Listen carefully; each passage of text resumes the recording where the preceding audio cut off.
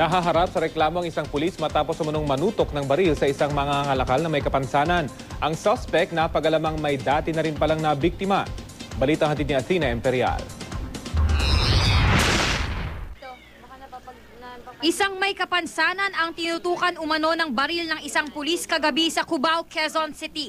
Lakas loob na nagreklamo si Jeffrey Huesca sa mga otoridad kahit takot dahil pulis daw ang babanggain niya.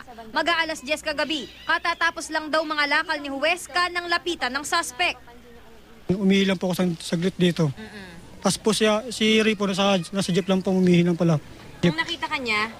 Yun, nagkakasala ng baril, tinututukan na ako. Mabuti na lang daw at hindi naman ito kinalabi.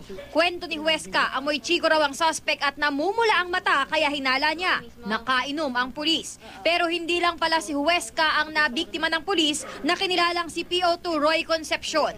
Matapos malaman ng nangyayari kay Huesca, nagsalita rin ang isang kapitbahay mismo ng suspect. Nung magpanigil ka lang inom, bigla lang nagpaputok diyan sa gilid na yan. Di mga anak ko itakbuhan. Kako, ano ba nangyari doon at bigla ako nagpaputok, palay lasing.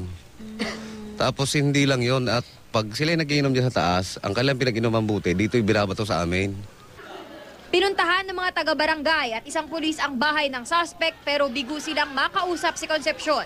Ang mga naperwisyo umano ng suspect, umaasang gagawan ng aksyon ng otoridad ang pananakot at panunutok ng baril ng suspect.